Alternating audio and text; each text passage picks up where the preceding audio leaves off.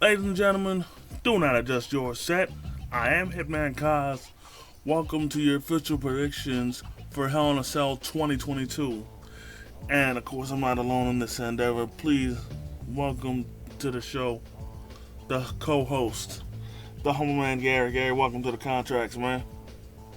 Yo, my man, Cos Payton was goody, my nigga. Ain't shit, man. You ready to get into this? You know it. All right. Do it.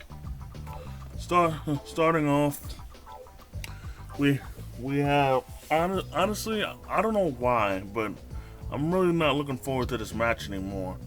But Bobby Lashley versus almost an MVP in a 2-on-1 handicap match.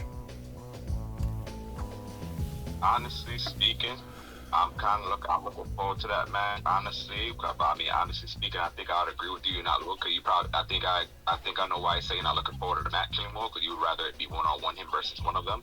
Honestly speaking, I'm glad it's a handicap. I'm looking forward to it as a handicap match. I'm kind of glad it's a handicap match so that way he can get his hands on MVP more fully. But honestly, I would rather it be a better one-on-one match between him and MVP because he fought almost already twice and beat him twice. So we'll see what happens. Yeah, well, the biggest reason why I'm not looking forward to it is just because, freaking, I was expecting more out of this feud.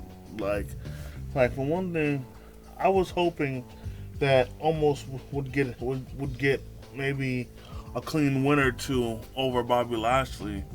And so far, this has all been about Lashley being a giant slayer rather than further building up almost. I mean, don't get me wrong, Bobby Lashley's the bigger star, but freaking almost is the young gun, you know? Yeah, should be trying to build the youngin' up. And especially with MVP, I expected more out of him, you know?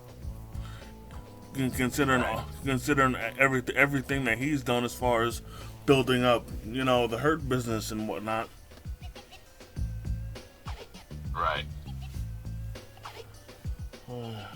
It's just, yeah. And I tell you what, Exactly.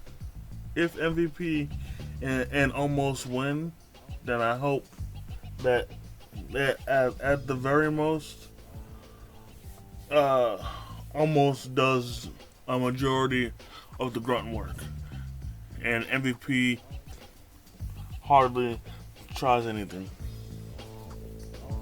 Right. Exactly.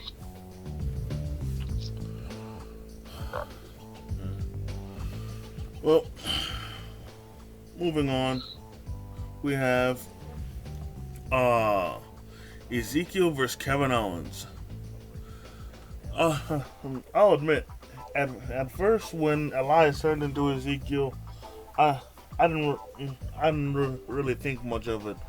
But continuing, but since they've started this gag of him swearing up and down that him and Elias aren't the same person, and Kevin Owens slowly losing his mind, trying to prove to everybody that they are. You know, this is real. This storyline has really been has slowly been turning from gold into diamond. You know what I'm saying? I got you.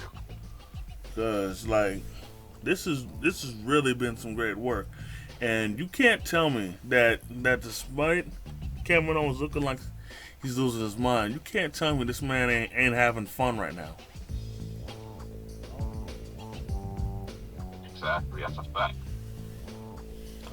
And I think I've said this before, but it bears repeating that this storyline is if not exactly like the storyline. Remember back during the ruthless aggression era, where Hulk Hogan came back as Mr. America, and he was wearing a mask, and and like and he still came out to real American, but he was Mr. America. His lights flashed in red, white, and blue.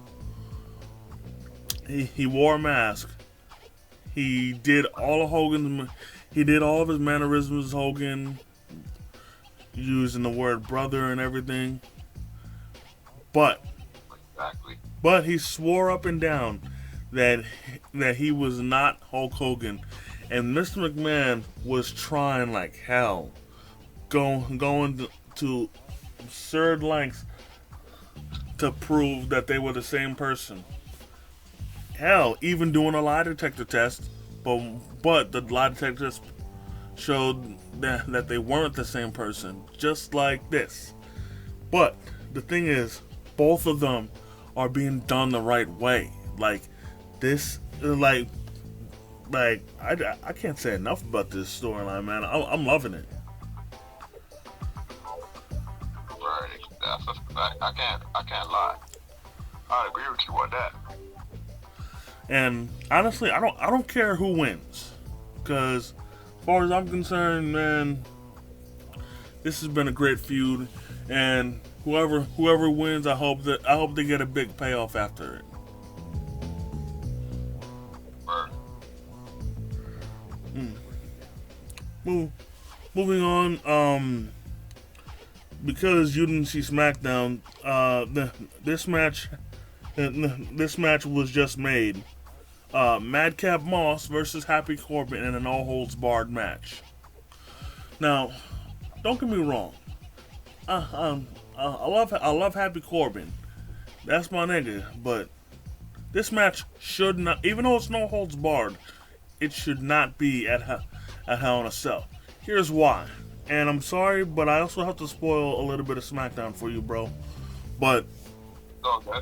but thing is, next week Ricochet is gonna defend the IC title against Gunther, and for me that's a problem, because how you gonna have two dudes who don't have a title in a match on a pay-per-view? Don't get me wrong, they've been feuding for a good minute, but that's not the point.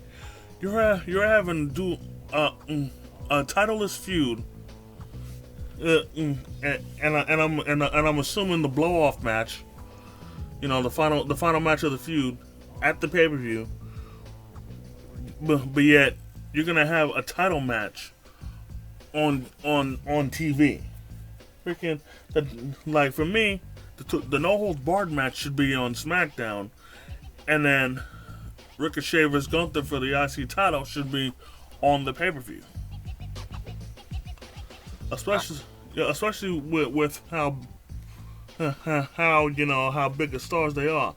No offense to Happy Corbin, but again, they don't have titles. Ricochet does, and given how strongly Gunther's been booked, he's more than likely gonna take the title. And once again, it makes all the sense to freaking have the match on the pay-per-view. You know what I'm saying?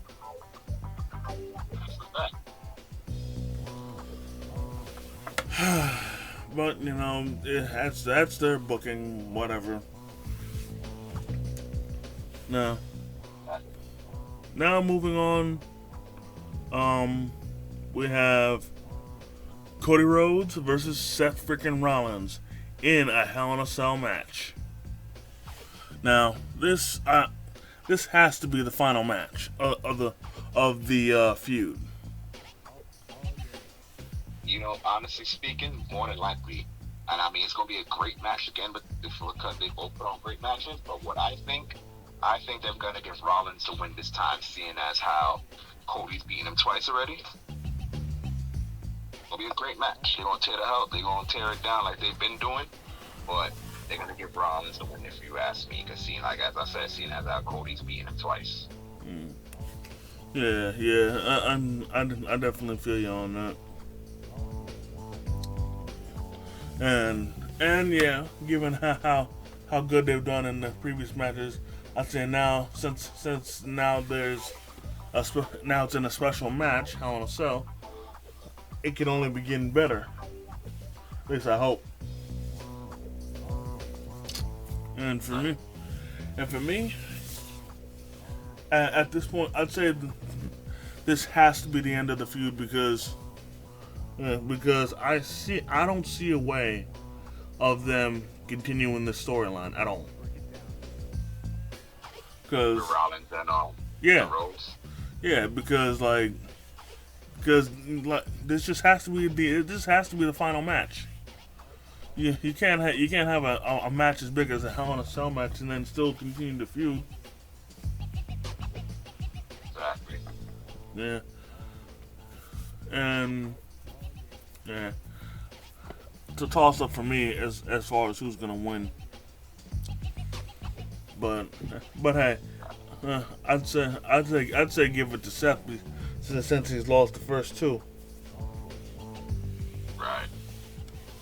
All Exactly. right. Moving on. This match also was announced. Well, not announced, but it was made on SmackDown.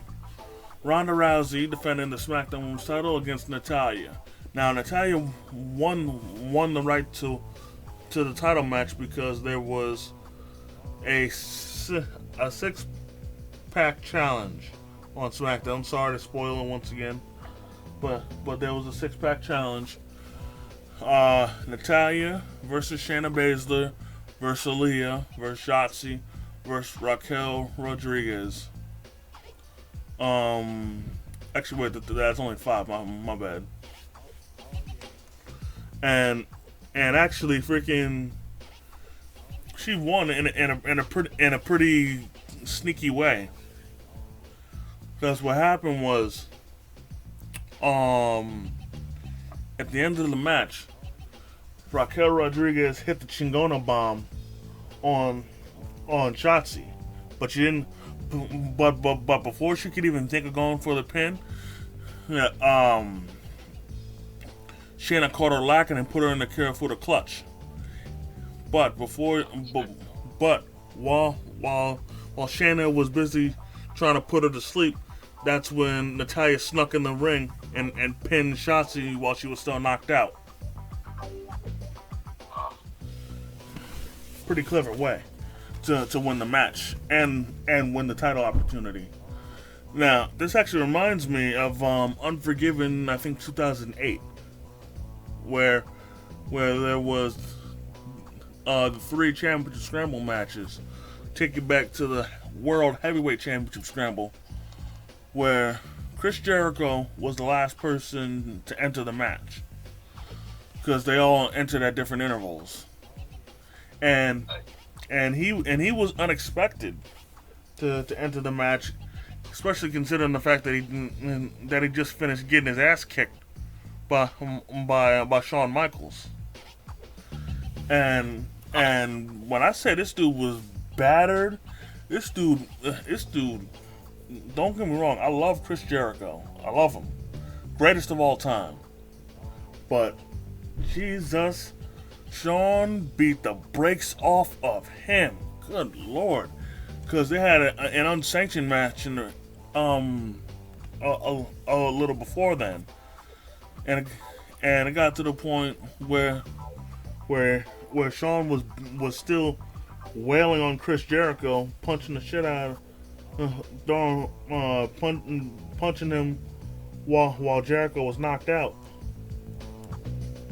But Jericho just drove Shawn to that point. And then when Jericho was walking down to the ring for the championship scramble, first off, he could barely walk. And then on top of that,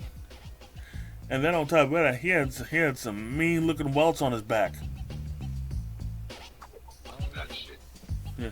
But anyways, back to how this is relating to that is that at the end of the match, what's his face? Batista, I think, either hit a spine buster or a Batista bomb on Kane to get the 1-2-3. So he was the current world champion at the time. And it was like there had to be like less than like 20 seconds or 10 seconds left. And then Rey Mysterio. The matter of fact, you're talking about Unforgiven, right? Yes. Yeah, I'm actually gonna correct you on that. Honestly speaking, neither of them were the champ at that time. So remember, CM Punk had the belt, but then now he couldn't compete because Orton and Legacy jumped him. Yeah. No, man. I know about all that. Did you forget how the scramble match works?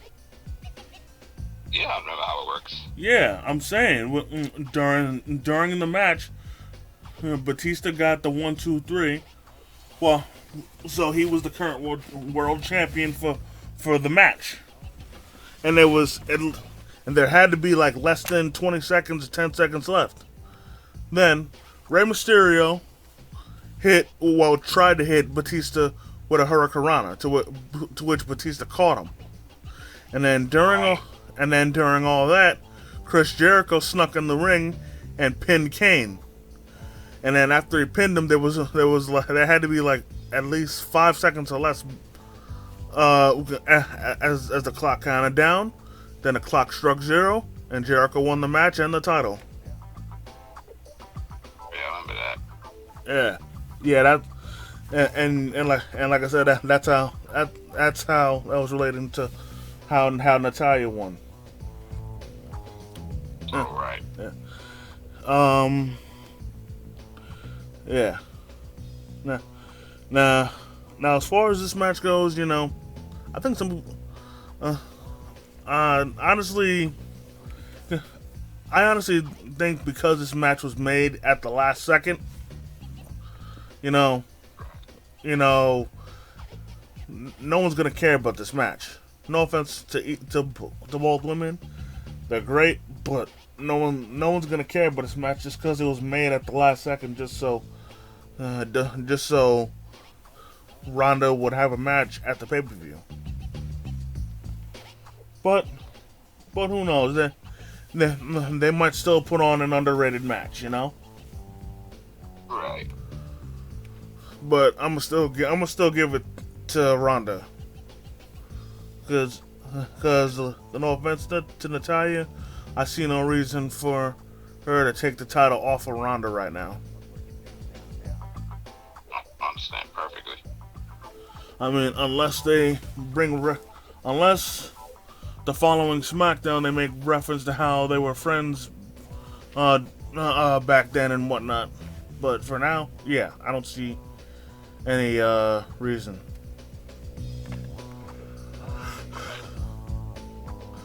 Right, exactly. Yeah. I love them both, either one, but they're gonna let Ronda win.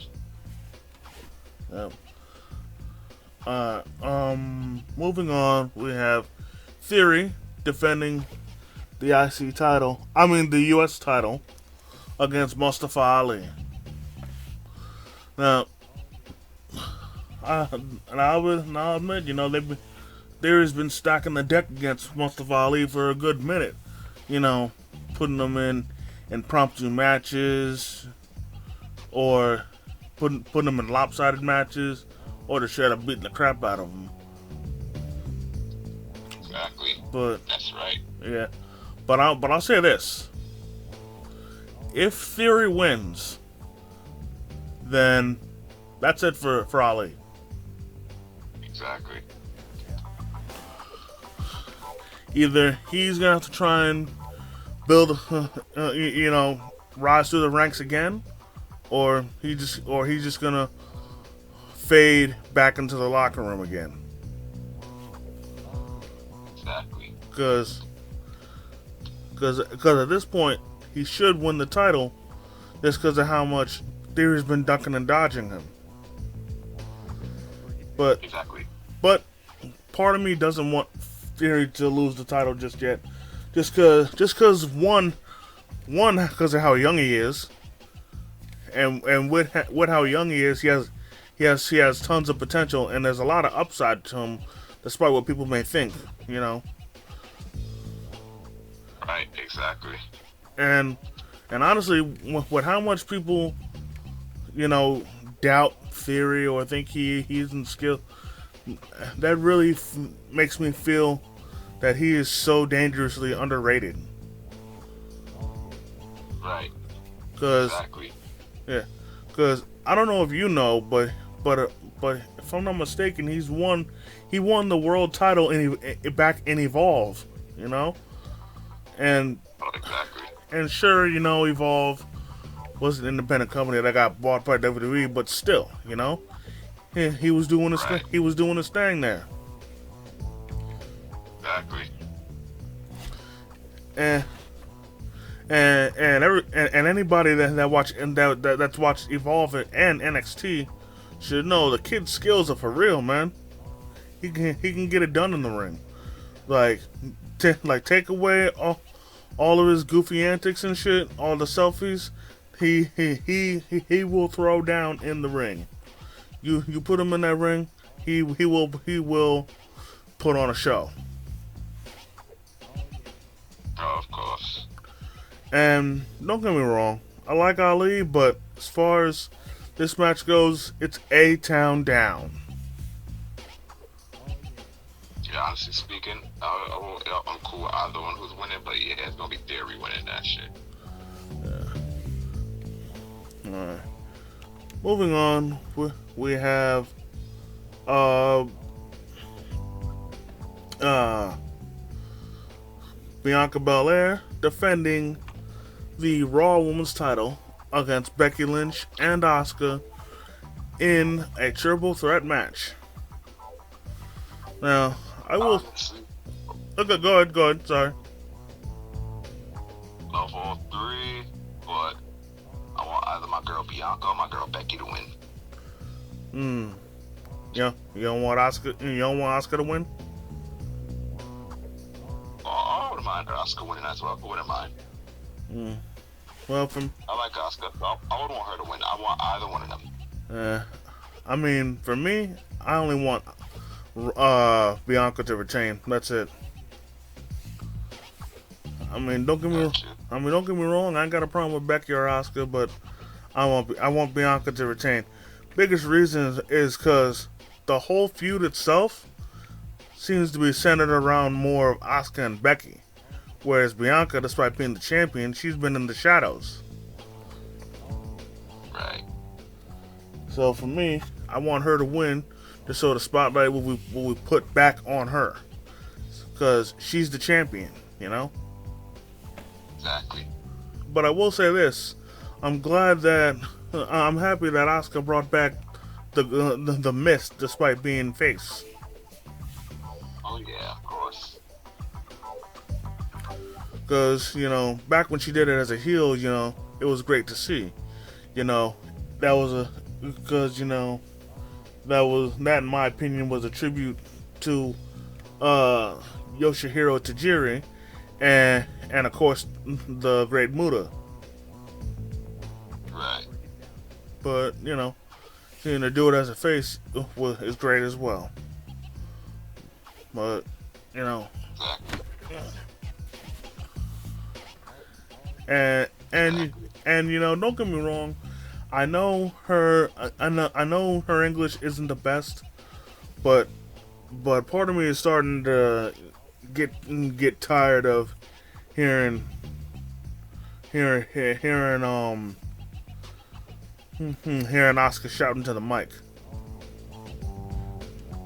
Exactly. Like again, don't get me wrong, I understand her English ain't the best, and this whole shtick works for her. But for me, if she's gonna be on the mic, I want her. I honestly want her to do what she did as a heel. Just speak in her native tongue, just to piss off her opponents. Just like how back when Kairi Sane was still here, and they were the Kabuki Warriors back when they were heels, and they'd be speaking in their native tongue, mocking their opponents. Freaking that shit worked perfectly. And I say if they can do if she can do it as a heel, she can damn sure do it as a face. Just pick up that mic, speak in your native tongue, mocking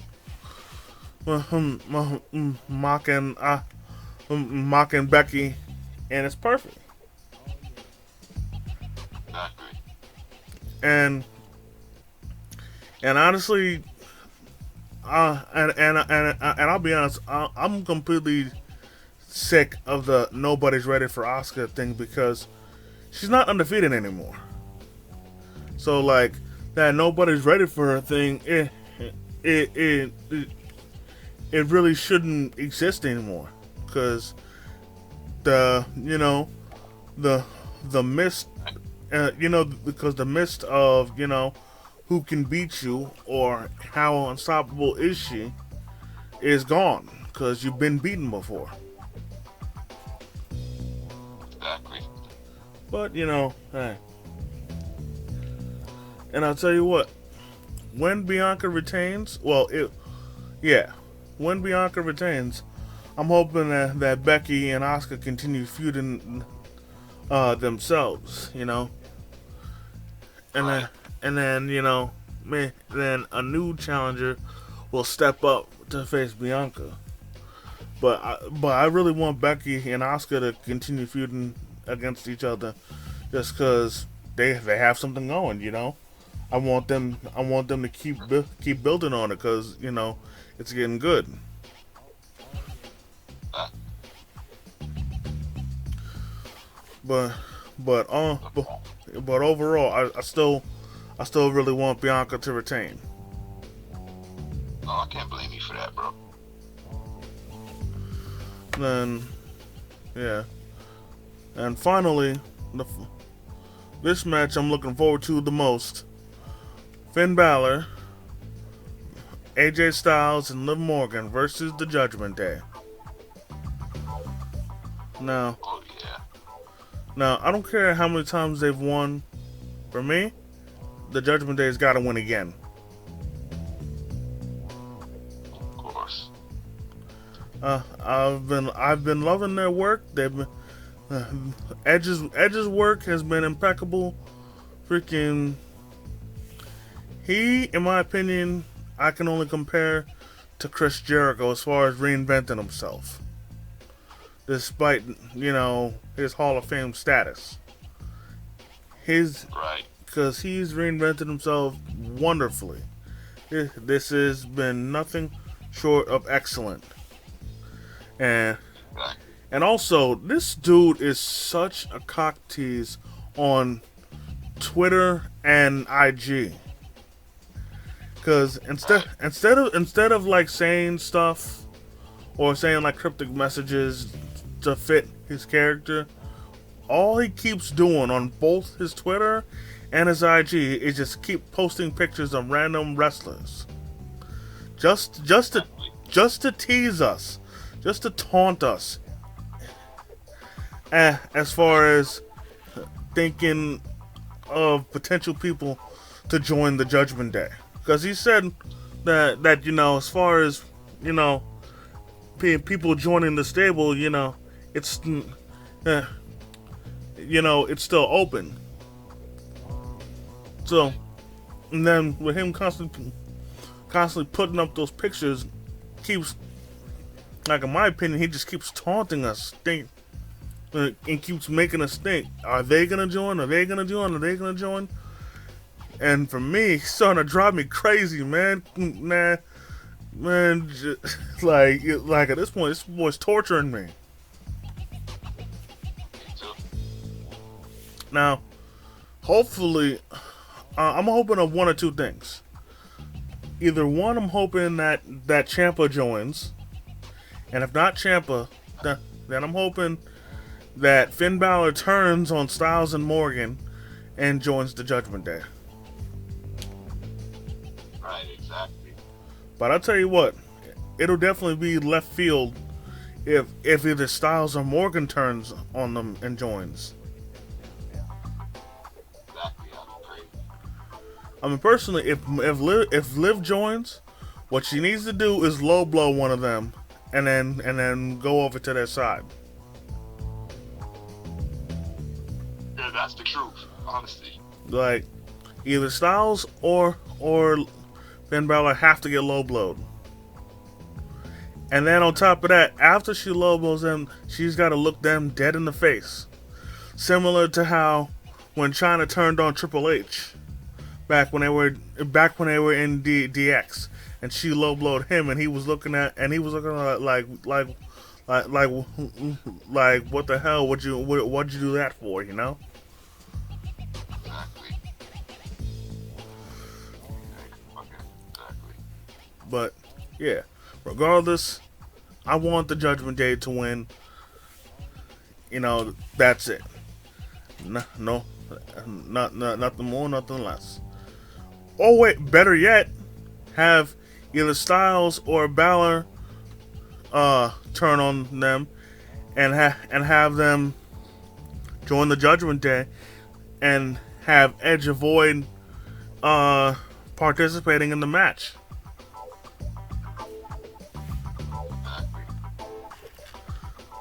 I dead just thought of that right now. I mean, don't get me wrong, you know, he's all good to go, you know, as far as his health, but still, it'd be the perfect way to you know do it. Exactly. That's a fact. Yeah. But That's a big fact. yeah. But I think all in all things considered, this pay-per-view is gonna be something. It's gonna be something great, you know. Yeah. At least I hope. But yeah, that's gonna do it for this episode of the Contracts. I just want to thank each and every one of y'all for taking the time out of your busy schedule to come and chill with myself and the Humble Man. Of course, I want to thank the Humble Man for taking the time out of his busy schedule to come and kick his wrestling knowledge as usual. Yes, sir. My man, Cos Payton, as always, you know it. You know, always a pleasure, my boy, kicking my wrestling knowledge and shit. You know, who else do it better? Yep. And you know, before we head out, we definitely, you know, if you enjoyed this video, hit the like button, comment if you feel like it. If you're new to the channel, subscribe, hit the notification bell so you never miss a new video. And until next time, by way of Struggle Vision Productions, it's the Hitman and the Humble Man, and we out. Peace.